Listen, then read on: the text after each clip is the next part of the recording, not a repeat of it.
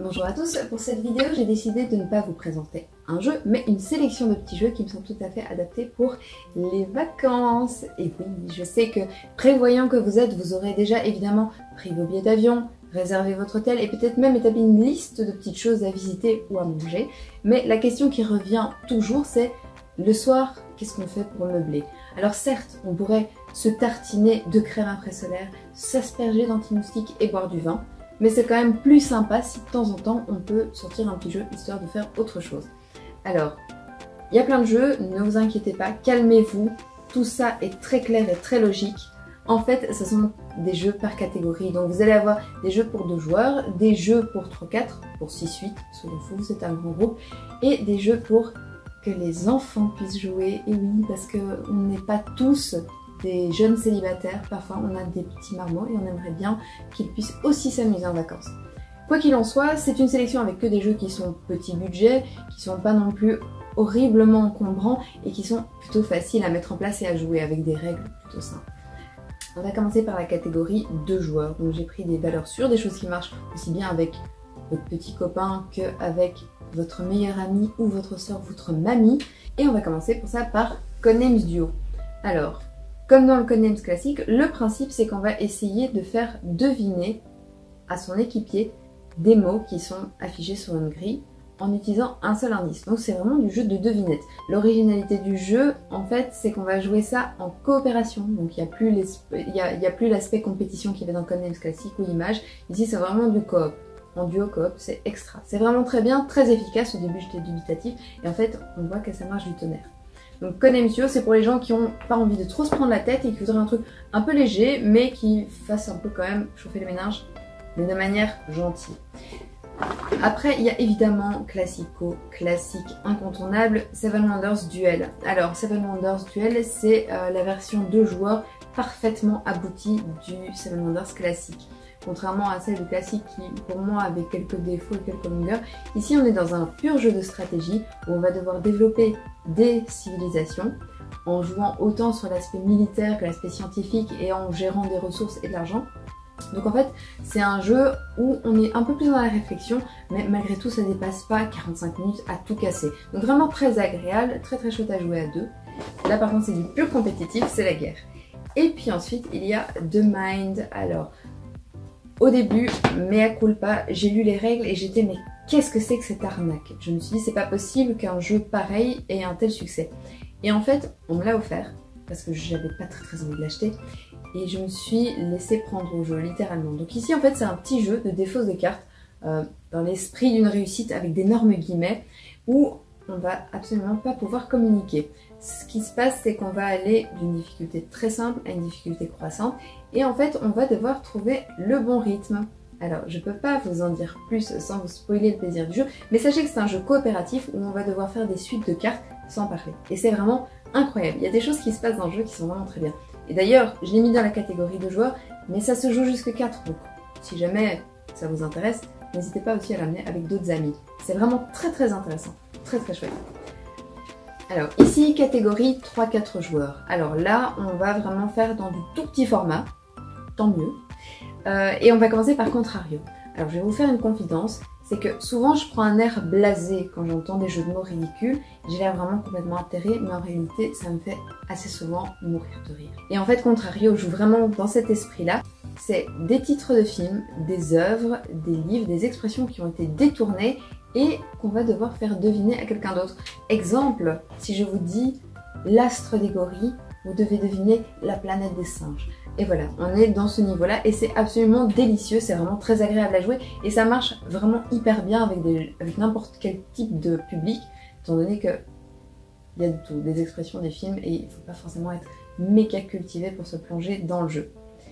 À part ça, on a aussi Noxford, qui est un tout petit jeu, mais vraiment mini format, mais qui est incroyable. En fait, c'est un jeu dans lequel vous allez jouer avec des cartes qui représentent des quartiers, et vous, en tant que joueur, vous allez tenter de prendre le contrôle de ces quartiers en les entourant de vos bandits. On se met des bâtons dans les roues, on essaye de prendre le contrôle d'un quartier, mais quelqu'un va venir mettre un méchant à votre place, etc. C'est très vilain. vraiment tendu. Et c'est une toute petite partie, on est dans 20 minutes, une demi-heure à tout casser. C'est vraiment très agréable, un poil plus stratégique, évidemment, on est moins dans le Tagada soin. Et pour finir, Sherlock 13 qui est plutôt du jeu d'enquête. Alors, c'est pas de l'enquête très longue et très compliquée, on est plutôt dans un esprit de mastermind. Donc l'idée c'est que chaque joueur va recevoir dans sa main des personnages de l'univers de Sherlock Holmes et ces personnages sont représentés par des symboles. À votre tour, vous allez pouvoir poser des questions aux autres joueurs et au fur et à mesure du jeu, vous allez pouvoir déduire qui est l'assassin parmi les 13 personnages. C'est vraiment extra, ça marche aussi bien à 2 qu'à 3 qu'à 4 et c'est rejouable mais vraiment à l'infini. Vraiment très agréable. Ensuite, on va passer aux 6-8 joueurs. Alors, j'ai commencé par vous prendre évidemment Time Bomb qui est pour moi un incontournable des jeux de grands groupes. En fait, prenez le loup-garou, enlevez le côté chiant où les gens meurent et ne peuvent plus jouer et vous avez Time Bomb. C'est un jeu d'identité secrète absolument succulent, dans lequel vous faites partie soit de l'équipe des Sherlock, soit de l'équipe des Moriarty. Oui, encore un Sherlock, mais bon, peu importe. Et votre but en tant que Sherlock, c'est d'essayer à tout prix d'empêcher Moriarty de faire sauter Big Ben. Alors, ce qui est très sympa, c'est que à chaque fois, il y a cette espèce d'atmosphère de suspicion très très forte où on voit, toi, tu as souri en coin quand j'ai dit tel mot, ça veut dire que je pense que tu es coupable, mais en même temps, c'est extra. C'est aussi de toute petite partie, donc c'est plutôt du 15-20 minutes max. Et pareil, on en a fait une, on a envie d'y revenir. Vraiment très très bon. Ensuite, il y a le magnifique Ta gueule, c'est pas moi, c'est le jeu.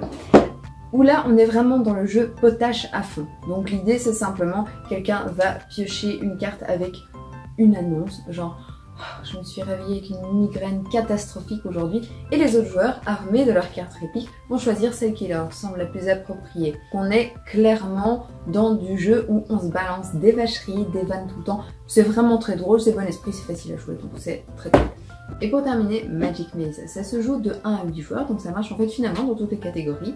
Et c'est un coopératif. Le principe c'est que nous, aventuriers, avons été dépouillés de nos biens.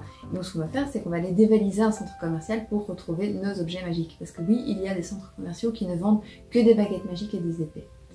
À partir de là, on va devoir se déplacer sur des tuiles qui représentent les différents magasins. Et ce qui est absolument délicieux et complètement fou, c'est qu'en fait, on n'a pas du tout le droit de parler. Et on va devoir jouer tous en même temps. Il n'y a pas de tour de jeu. Et donc la seule chose qu'on va pouvoir faire, c'est prendre un gros pion rouge et l'agiter de manière frénétique devant un joueur en espérant qu'il comprenne ce qu'on attend de lui. Et donc c'est absolument canonissime, c'est très drôle et il y a plein de scénarios. Alors certes, la boîte est grande, mais alors moi ce que je fais, c'est que je prends simplement le livret que je glisse dans la poche avant de ma valise et je prends le matériel que j'étale au fond de la valise. Comme ça, ça ne me prend pas trop de place. Et puis, je peux mettre une robe de plus. Et pour terminer, les kids. Alors là, j'ai pris des choses que vous n'allez même pas devoir expliquer parce qu'ils vont comprendre tout de suite comment ça marche.